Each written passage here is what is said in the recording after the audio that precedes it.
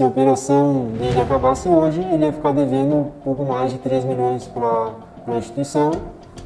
A única coisa que salvaria ele seria... Esse vídeo aqui é muito sério, é um vídeo sobre os assessores de investimentos, sobre o papel de um agente autônomo de investimentos. E aqui eu vou te mostrar se vale a pena ou não ter um, e principalmente como não ser enganado por algum assessor que, por conta das regras do jogo, esteja mal intencionado e que pode te prejudicar muito. Então presta muita atenção no que está por vir, e se esse vídeo te ajudar, deixa o dedo no like e compartilha com algum amigo seu que precisa ouvir isso.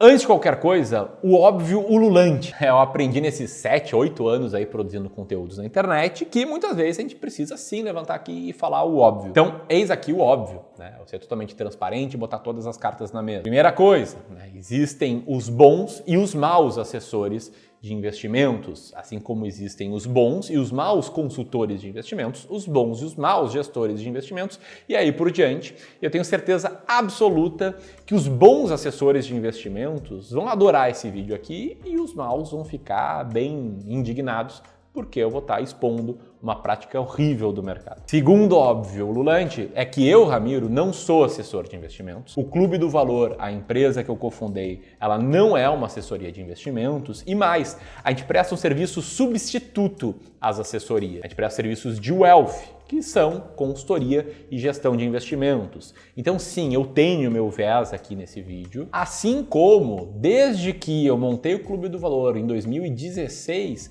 eu optei por ir para o caminho da gestão e da consultoria de investimentos, justamente por conta dos problemas que existem nas assessorias de investimentos que eu vou expor nesse vídeo. Confia em mim, isso aqui não é uma crítica de algo que eu não faço só porque eu não faço, e sim, eu não faço isso por conta dos problemas que eu vou te expor aqui. E o terceiro, óbvio, né? Eu quero genuinamente que você tenha sucesso investindo, e como eu falei, existem muitos bons assessores de investimentos. Se você sair das mãos de um ruim e ir para as mãos de um bom, você vai aumentar a sua chance de ter sucesso investindo, e eu vou ficar bastante feliz aqui, meu papel vai estar sendo feito. Dito óbvio, né? Uma rápida história sobre o crescimento dos assessores de investimentos. Não faz muito, 10, talvez 15 anos, em que o normal em investimentos era você ir lá no seu banco e pedir ajuda para o seu gerente bancário. Inclusive, hoje, pessoas ali na faixa etária de 70, 75, 80, 85 anos mais continuam, né, investindo majoritariamente com seus gerentes bancários. E por conta disso ter existido por muitos e muitos anos, é quase que um conhecimento geral de que existe um conflito de interesse entre o gerente bancário e o investidor.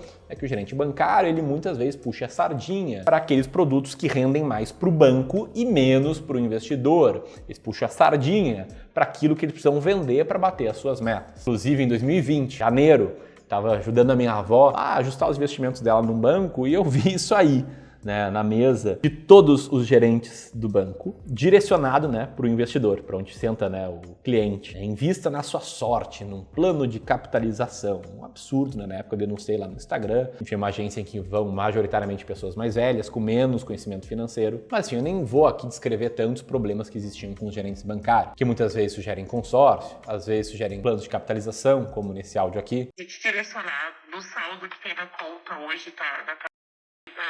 50 mil para capitalização, para que tu possa ficar também com o valor ali parado, né? Mas concorrendo a prêmios, tá? Enfim, o grande ponto é, onde tem um problema na sociedade, onde tem uma dor, existe uma oportunidade, e daí que surgiram os assessores de investimentos, sempre plugados em grandes corretoras e, na maioria das vezes, prestando um serviço muito melhor que o dos gerentes bancários. De novo, na mesma coisa que eu falei antes, o óbvio ululante, existem bons gerentes bancários, existem os maus, mas na média os assessores puxaram a barra do mercado para cima, passaram a oferecer para os seus clientes uma série maior de possibilidades de produtos, com menos taxas na média, enfim, fazer um trabalho melhor. Dito isso, qual é o grande problema aqui?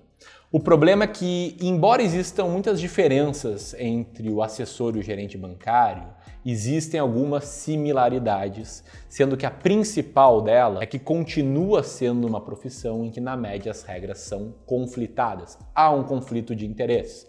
Do gerente era sugerir para os investidores do banco produtos que rendiam mais para o banco, e do assessor é sugerir para o cliente os produtos que geram as maiores comissões. E o pior, muitas assessorias, né, fazem um marketing como esse que está na tela, dizendo que é uma assessoria gratuita para você e falando que a assessoria de investimentos é um serviço gratuito. Não se escreveram gratuito de propósito ou não, mas o ponto é sobre uma narrativa de que nós, assessores, não ganhamos nada, né? Você não paga nada, quem paga é a corretora aqui para te prestar um bom serviço e tal. E escondendo que esse cara aqui é remunerado, como todo profissional tem que ser remunerado, só que de formas não tão transparentes, seja por rebates, seja por comissões. O rebate é basicamente o seguinte, né? Aloca o dinheiro do cliente num fundo de investimentos, sei lá, num fundo de ações, que cobra uma taxa de 2% ao ano, mais 20% de performance, e recebe um percentual dessa taxa de administração como um rebate. A dos 2%, o cara recebe, sei lá, 0,5% para ele. E a comissão gera uma receita para o assessor maior e numa vez só. E funciona mais ou menos da seguinte forma. Eu te aloco aqui num ativo de renda fixa com vencimento mais longo, tipo uma CRA, e sobre o valor que você investir nessa CRA, eu vou ganhar um percentual de comissão que não raro passa de 1%, às vezes é 1, 1,5%, 2%.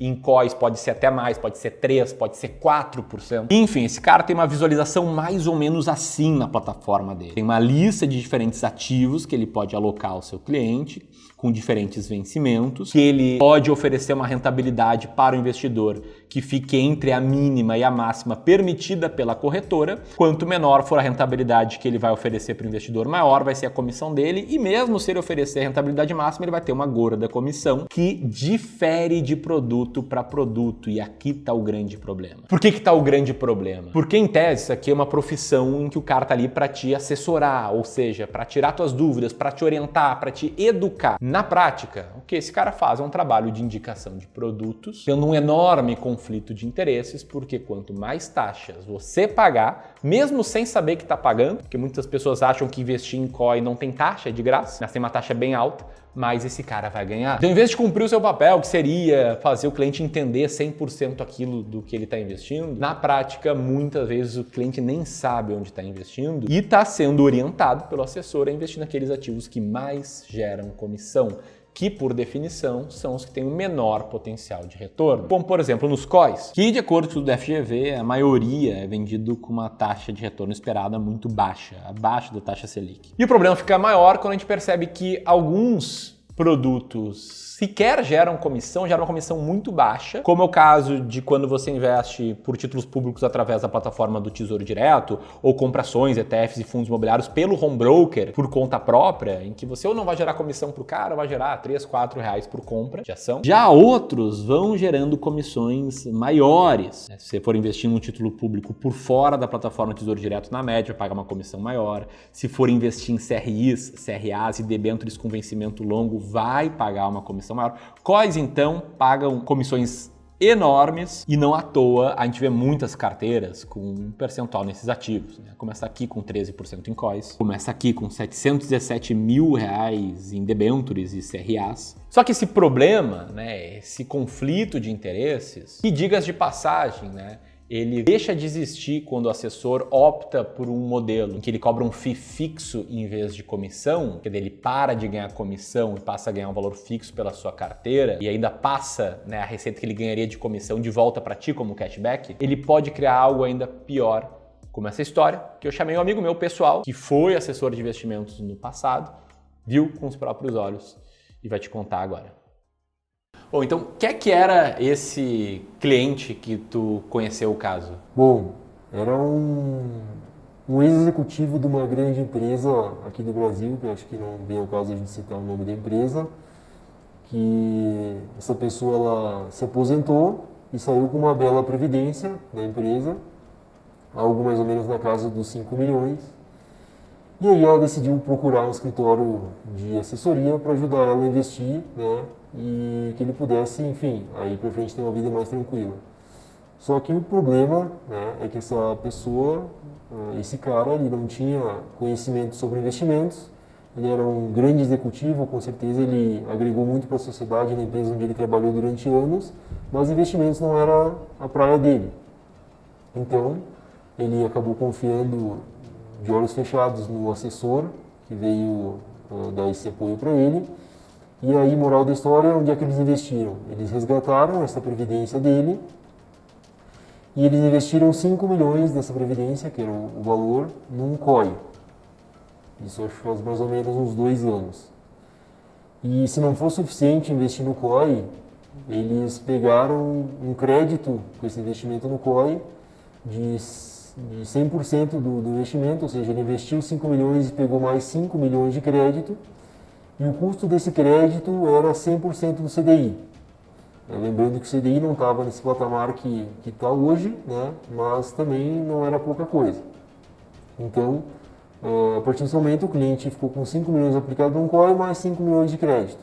Aí, a sugestão era que o próprio COI pudesse pagar o crédito ao longo dos anos, com a rentabilidade do COI, né? Logicamente trazendo a rentabilidade passada como uma referência para o cliente, que foi o que fez com que ele tomasse essa decisão de pegar o crédito. Só que o grande lance é que com esse crédito ele não montou uma carteira de investimentos, daqui a pouco pensando em fazer uma alavancagem, né, e crescer o patrimônio. Ele comprou outro COI e pegou outro crédito. Então, a partir desse momento, o cara começou com 5 milhões, pegou mais 5 milhões de crédito. Com esses 5 milhões, ele investiu em outro COI e pegou outro crédito. Daí, se eu não me engano, foi no valor de 4 milhões. Ou seja, o cara estava com 14 milhões investidos. Sendo 14 milhões investidos e 9 milhões de crédito, né, de valor a pagar, que cada mês aumentava uma taxa de 100% do CDI. E aí, o que ele fez com esses 4 milhões extras, né? Tinha 5 em COI, pegou um crédito desse COI, ficou com mais 5 em COI, pegou mais 4 de crédito. E o que ele fez com esses 4 milhões que ele tinha em liquidez? Bom, amigo, daí vem a cereja do bolo, né? Porque justamente nesse momento onde ele estava com os outros 4 milhões liberados para realmente aplicar, era um momento onde a bolsa estava com uma volatilidade muito grande, então tinha muitas possibilidades nas famosas operações estruturadas, né, como Ruby, Color, Booster. Né? O que é uma operação estruturada? É uma operação onde tu tem um ativo como referência, vamos pegar, por exemplo, a Petrobras, e tu monta uma opção com derivativo em cima dela em busca de um determinado objetivo. Pode ser se proteger contra uma queda, pode ser tentar potencializar uma alta, enfim. E essas operações estruturadas, feitas com opções, certo? Exatamente. Elas geram boas comissões? Ah, sim. Isso aí gira em torno na casa de 1,25% a 3% de comissão. Então, basicamente, com esses 4 milhões de liquidez, ele fez uma série de operações em que cada uma delas ele gerava de 1,25% a 3% de comissão. E como é que foi o resultado dessas operações? Bom, Ramiro, não sei se é muito sua praia, né? Porque eu sei que tu não gosta de opções e derivativos, mas basicamente o que manda, né, nesse mercado para tu ver se tu tem alguma operação estruturada é a liquidez nas opções. E empresas que têm uma grande liquidez de opções, ou as grandes como Petrobras, Banco do Brasil, Vale, ou também aquelas empresas que estão, né, numa situação atípica, como por exemplo naquela época era Via Varejo, Magalu, Cielo, Cogna, né? Então algumas dessas operações foram feitas com essas empresas, onde a operação não deu certo e o cliente ficou com o papel na mão. Então pensa, o cara compra uma Magalu a R$25, né, e agora segura o papel até hoje. Então o resumo da história é que com essas operações estruturadas, procurando entregar uma rentabilidade e uma estratégia para o cliente, segundo o assessor, esse cliente reduziu os 4 milhões a R$1 milhão. Então ele ficou aí com 9 milhões de crédito a pagar e 10 milhões em ativos, ou seja, o ativo menos o crédito vai sobrar 1 milhão só para ele, é isso? Exatamente. Como ele acabou investindo num outro COI para pegar outro crédito, pode ficar confusa a história, mas o que ele tem que devolver para a instituição é 9 milhões de crédito e mais os juros desse período. Qual é o valor mais ou menos? Dá para a gente botar que no final deve ficar na casa de uns 5 milhões, 4 milhões e meio só de juros. Então esse cara basicamente tem 14 milhões e meio de juros a pagar e hoje tem 11 milhões em ativos, ou seja, ele está devendo. Exatamente. Se a operação dele acabasse hoje, ele ia ficar devendo um pouco mais de 3 milhões para a instituição. A única coisa que salvaria ele seria esses 2 COIs que ele tem, que daí é na casa de 10 milhões, que hoje estão no 0 a 0, darem uma porrada de 20%, 30% ao ano cada um deles até o vencimento, que é uma coisa que a gente sabe que dificilmente vai acontecer. E esse cara, ele sabe disso? Olha, até onde eu me atualizei sobre a história, ele não tinha muita noção de onde ele estava metido. Ele sabia que a carteira ia mal, que os ativos não estavam rendendo, mas tenho quase certeza que ele não tem clareza do buraco onde ele está metido. Cara, fico indignado, né, ouvindo essa história. A primeira vez que eu vi num churrasco, eu fiquei muito indignado. Eu chamei ele para vir aqui e, obviamente, né, preservando a identidade dele, ele topou em contar essa história. E a partir daqui, eu quero te ajudar a descobrir quando o teu assessor tá te enganando, tá te induzindo ao erro, como no caso dessa história que a gente acabou de ver, e quando ele é um cara bom, um profissional bom e quer o melhor para ti, entende, né, que ele pode abrir mão de receita no curto prazo para prestar um bom serviço e te ter como cliente dele por muitos e muitos anos. A principal forma de ver se ele tá te enganando ou não é questionar do porquê das orientações dele. Primeiro, né, olhar para tua carteira e ver se essa carteira tem muitos COIs, muitos CRIs, CRAs e debêntures com vencimentos longos, tem essas operações estruturadas horríveis que meu amigo acabou de contar, ou pior, né, faz uso de crédito como garantia ou alavancagem, como ele acabou de mostrar. Segundo lugar, vale a pena perguntar para ele abertamente quanto está sendo remunerado aí por essa carteira, qual é o teu ROAS, quanto menor for o ROAS dele, melhor para ti. E a terceira forma é sempre optar por FII fixo, que é uma possibilidade em que o cara vai cobrar uma taxa única, transparente, serviço muito parecido com os serviços de wealth que a gente presta aqui, que também é um FII fixo, que aqui a única pegadinha que tem que tomar cuidado é para esse cara não te boletar, não te enfiar um monte de CRI, CRA, debênture longa, COI, e no mês seguinte migrar para o FII fixo, porque daí ele vai estar ganhando um monte de comissão no curto prazo depois do FII fixo. Mas enfim, no limite é o conhecimento que eu tentei trazer aqui, né, sobre os conflitos de interesse, sobre o fato de alguns ativos pagarem mais comissão que os outros. Isso vai fazer com que você entenda se você está sendo enganado ou não e vai te fazer aí contar com um bom assessor ou com um bom profissional para te ajudar nessa jornada. Aí se você quiser conhecer melhor os nossos serviços de wealth, como a gente pode te ajudar a investir bem de forma transparente, cobrando uma taxa única, vou deixar o link aqui para você preencher um formulário e a gente contatar. E aqui eu vou deixar o link para um vídeo que conta uma história triste, outra história triste, de um investidor que perdeu 2,7 milhões de reais de forma similar à história que meu amigo acabou de contar. Um grande abraço e até mais.